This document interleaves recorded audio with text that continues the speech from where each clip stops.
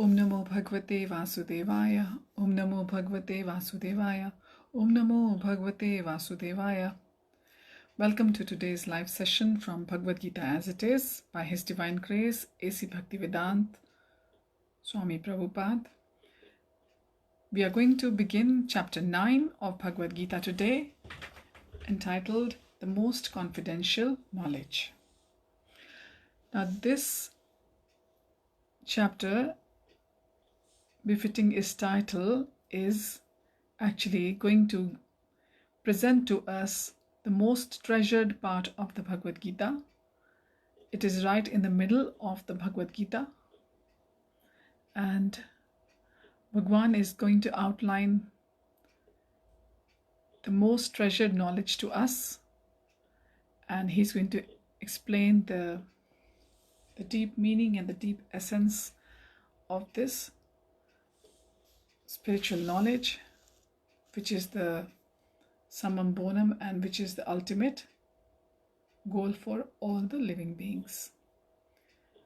We're going to cover only 3 verses today, from verse 1 to verse 3. Verse 1. Idam tu te guhyatamam pravakshyamya nasuyave jnanam vijnana sahitam yagyatva mokshaye. Say Shubhat, the Supreme Personality of Godhead said, my dear Arjun, because you are never envious of me, I shall impart to you this most confidential knowledge and realization, knowing which you shall be relieved of the miseries of material existence. Verse 2. Rajavidya Rajaguhyam Pavitram Idam Uttamam Pratyakshaavagamam Dhamyam Susukham Kartum Avyayam. This knowledge is the king of education, the most secret of all secrets. It is the purest knowledge, and because it gives direct perception of the self by realization, it is the perfection of religion. It is everlasting and it is joyfully performed. Verse 3. Ashraddhanah Purusha Dharmasyasya Parantapa Aparapya Mama Nivartante Mrityu Samsara Vartamani. Those who are not faithful in this devotional service cannot attain me, O conqueror of enemies. Therefore, they return to the path of birth and death in this material world.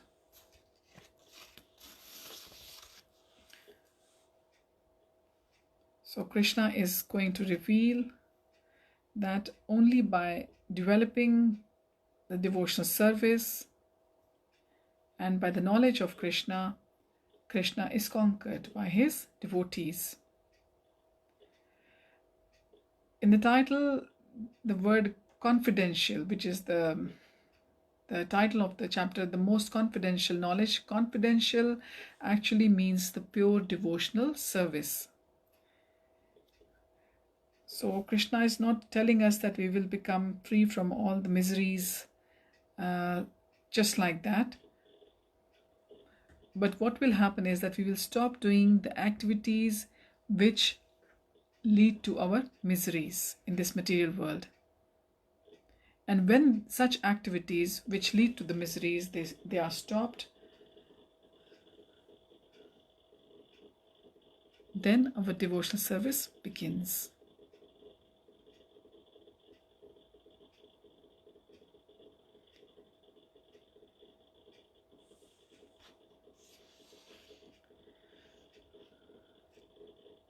So in verse 1, Krishna has actually given the diagnosis and also the prescription for the problem.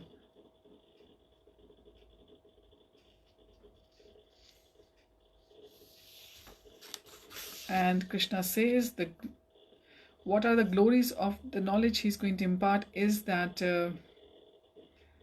we will be relieved of our miseries in this world.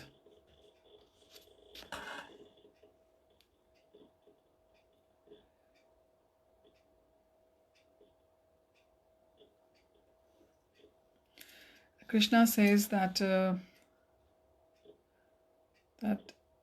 discussion about him understanding the science of Krishna and then engaging in the Krishna consciousness in the devotional service is so important, and only the fortunate ones, they endeavor on this path of bhakti. Now Krishna says to us that this chapter is the most confidential, and Prabhupada explains in the purports that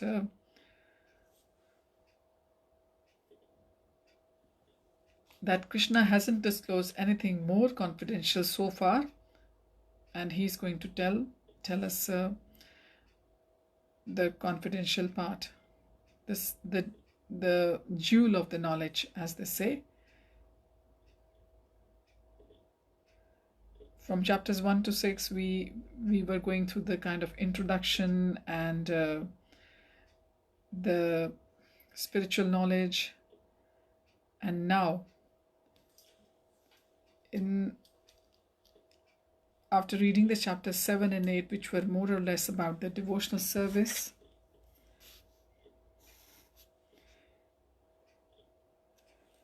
now we will be just talking about pure devotion. A pure devotion is the most confidential. One who is situated in the most confidential knowledge of Krishna is naturally transcendental. Prabhupada says, in the Bhakti Rasamrita Sindhu, or the nectar of devotion, it is said that although one who has a sincere desire to render loving service to the Supreme Lord is situated in the conditioned state of material existence, in spite of being in the material existence, still that person is considered liberated. And in chapter 10, this will be further discussed.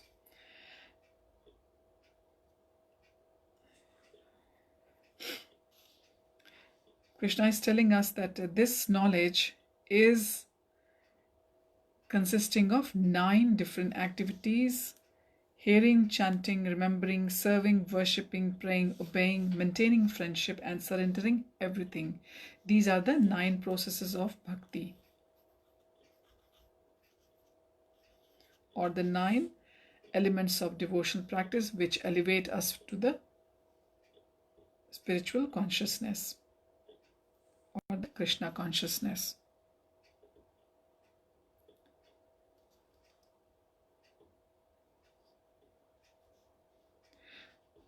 The people who are not envious of Krishna, they are the ones who are going to worship Krishna, and they will be able to understand Krishna properly.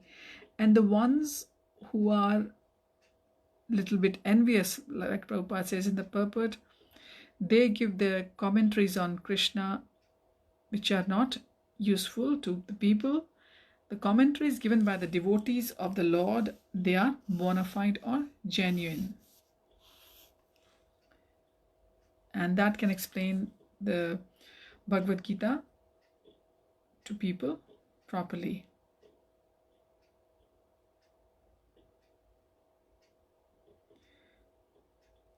Anybody who is envious of Krishna, they cannot impart the knowledge of Krishna to others genuinely. In verse 2, Krishna says that to Arjuna that this knowledge is the king of education, the most secret of all secrets. It is the purest of knowledge, and because it gives direct perception of the self-realization, it is the perfection of religion, and this knowledge is everlasting and it is joyfully performed. Now Krishna is expanding that this knowledge which he is telling Arjuna about in chapter 9, the most confidential knowledge, which is actually the devotional service. What it gives to a person who is doing this, who is performing the devotional services, is giving everlasting joy if it's performed joyfully. It is the highest of the perfection of all religions, It is the purest of all knowledge, and it gives one the direct perception of one's self, one's soul, one's relation to the God. So whatever we are thinking, whatever we are imbibing into our brains through our sensory organs, or perceiving or hearing in the form of the words, or some kind of estimations or experiences we are having about God, they actually ultimately they lead to the scriptural revelation to us, like we are doing now. We are going through the Bhagavad Gita chapters, we are hearing, we are reading. There is there's written text in front of us, which is a Shabd Praman, and reading the realization of the genuine devotee like Srila Prabhupada, his purports, his explanations, they are actually revealing the Bhagavad Gita in entirety to us. So Prabhupada is telling in the purports that this is the king of the knowledge, because it is the essence of everything which was there, whether it's Upanishads, whether it's Purans. So it spans all the various scriptures and their knowledge, and it is kind of essence of everything Bhagwan has revealed in Bhagavad Gita to Arjun.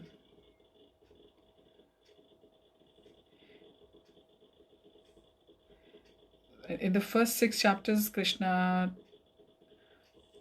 introduced us to the doubts of, through the Arjun's doubts about how this was leading to these middle 6 chapters to us. In chapters 7 and 8, we were given some introduction about the devotional service, what is devotional service, and now devotional service will be given in the more, what should we say, it will be introduced in a deeper meaning to us now. So importance of the soul was told to us in 2nd chapter, and a little bit of introduction to the various components of Bhagavad Gita. We can say the time, the soul, the body, the material energy. It was all introduced to us. So slowly Bhagwan has come to the middle part, because Bhagwan has prepared us as we started reading from chapter 1 for this understanding of this pure devotional service.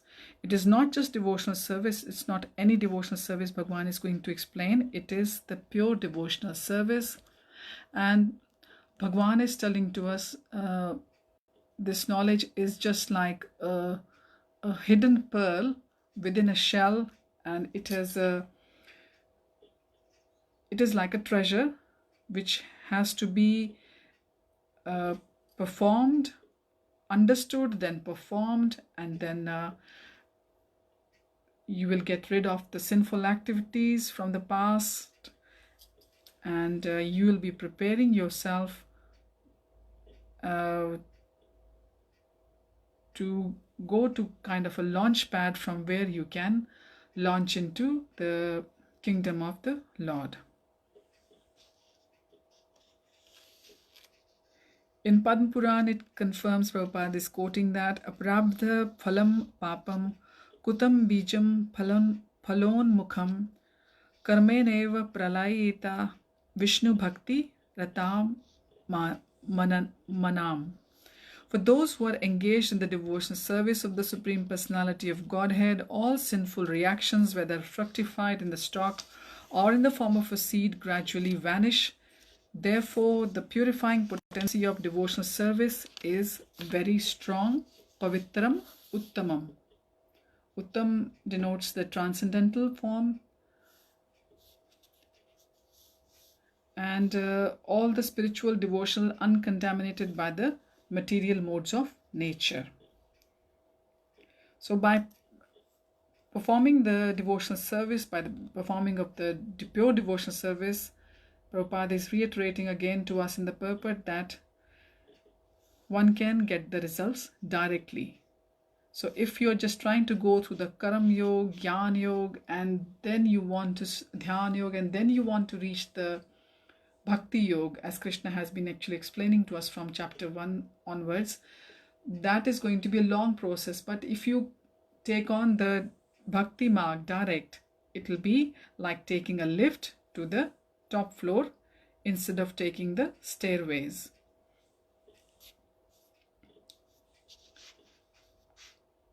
And Narad also says personally in Vedanta Sutra 3.2.26, Uchchista lepan anumodito dvijay sakrit sma bhunjetad apasat kilbishah evam pravritasya vishuddha chetasas tad dharma evatma ruchihi prajayate. That Narad says that he was only a son of maidservant, he had no education, he wasn't born into a high family, but becoming engaged in times in the absence of his mother in serving of the exalted devotees, he got the good fortune of starting his devotional service.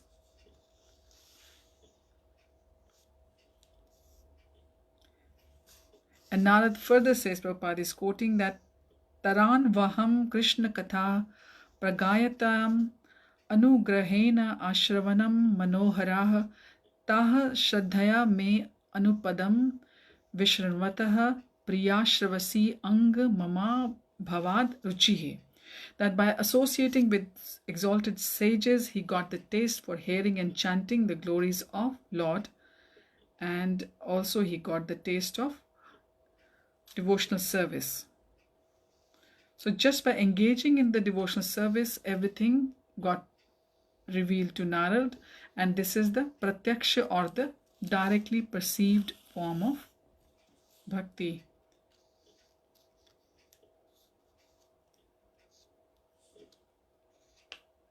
So religious people do not know the highest perfection of religion is the attainment of devotional service. So in chapter 8, like Krishna was telling us, Vedeshu Yajneshu Tapassahu Chaiva. So Vedic knowledge is required for self-realization. So just by going to the schools, universities, this is not going to be revealed to us because they don't impart this kind of knowledge, the knowledge of the scriptures, the knowledge about the devotion. So we have to have this from the people who have got it and who have tasted it and who have lived it. Only they can give us this the taste of devotional service. Now, like Prabhupada was reminding us again earlier, that it consists of the 9 processes of bhakti: Shravanam, Kirtanam, Vishnu Smaranam. So yes, chanting, remembering and singing the glories of the Lord from the knowledge coming from the realized acharyas or the teachers from a bona fide disciplic succession, which starts from Krishna himself. And just by offering patram pushpam phalam toyam, like Lord says in Bhagavad Gita, Bhagwan is ready to accept the minimal service even from you if you are going to do with the pure heart.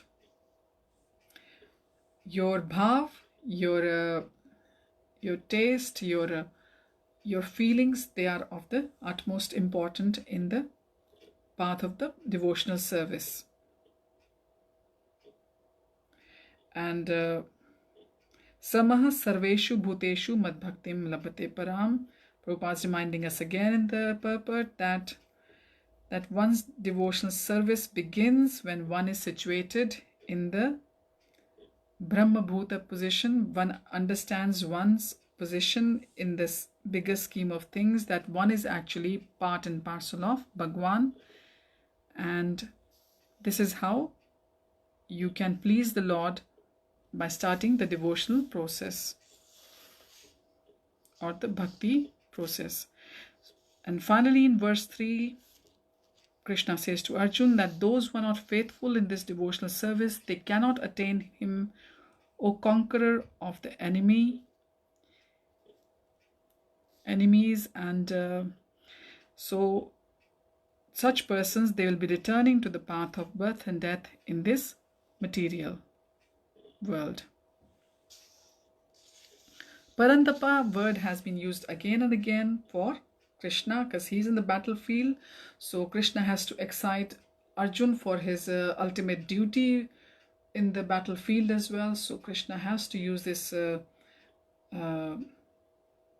noun, we can adjective, we can say Parantapa, or name for Arjun.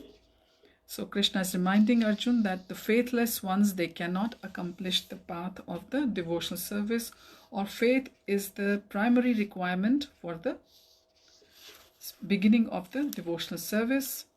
So this is where the faith begins, and faith also is strengthened by the association.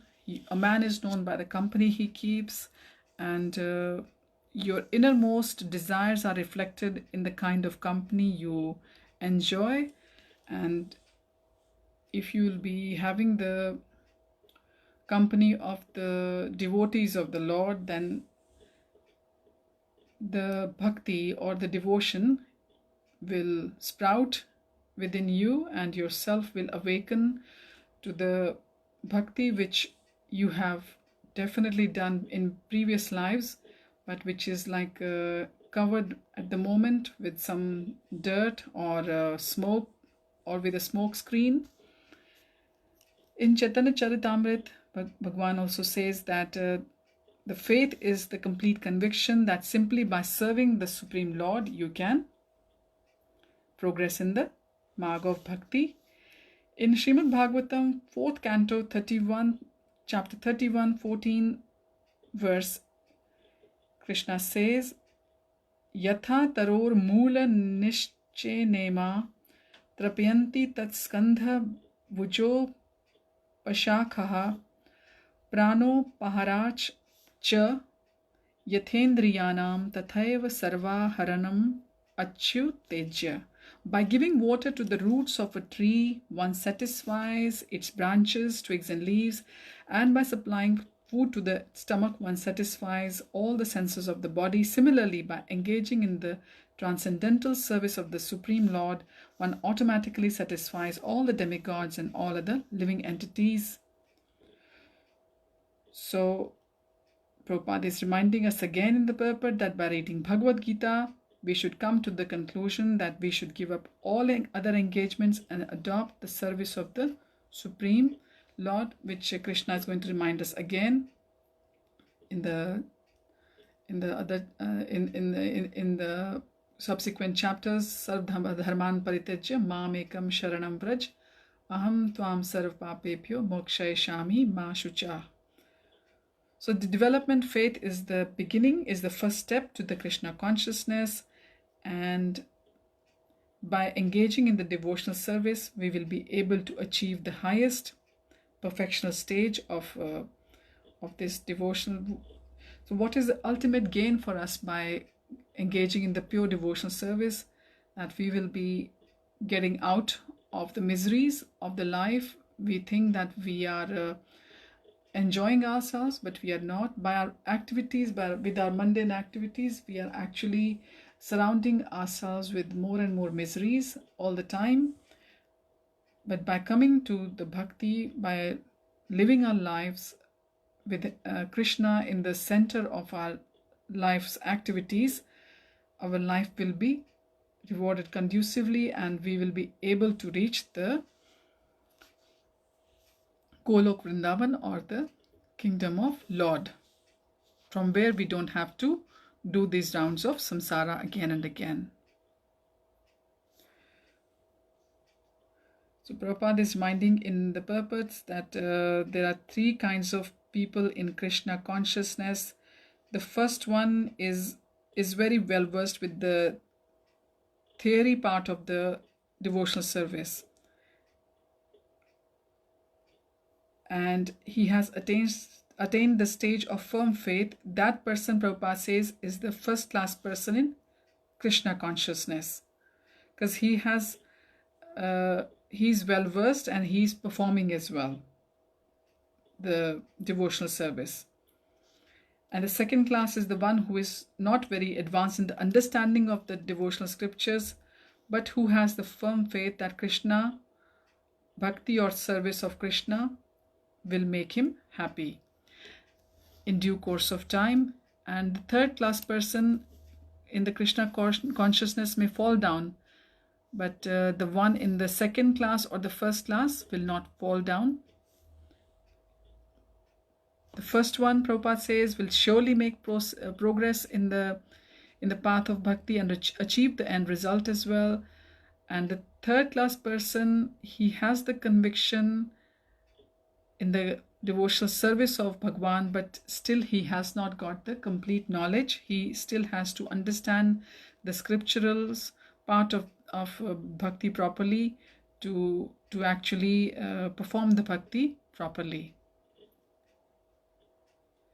So the third class person in Krishna consciousness, they have the tendency towards that karma yoga and jnana yoga, because they will be refuting lots of logic and bringing a lot of mental speculation while performing the devotional service. They'll be giving a lot of, like they say in Hindi, tark vitark, the logics, and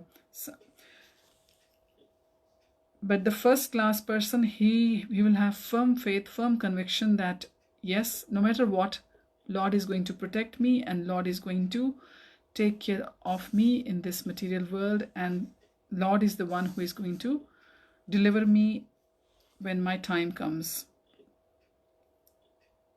So by hearing, the faith begins, and slowly it develops.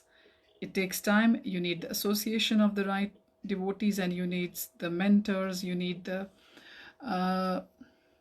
proper channels from where you can have your knowledge. You need to have the senior devotees who can dispel the doubts on the path of your bhakti, and eventually you will be on your path of perfection of devotional service. So in the first 3 verses we have discussed about the knowledge Krishna has told to Arjun, and in the subsequent verses Krishna is going to tell Arjun about the relationships which we cannot even think of, and he's going to elaborate on them from verse 4 onwards.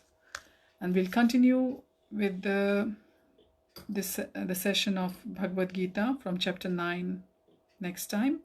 Thanks for watching. Thanks for joining. I wish you all a very happy day ahead, and relish the last few days of Damodar month. It's this week and the next week when we say goodbye to Damodar month for another year. So we'll continue with the most confidential knowledge next time. Hari Om Tat Sat. Hare Krishna.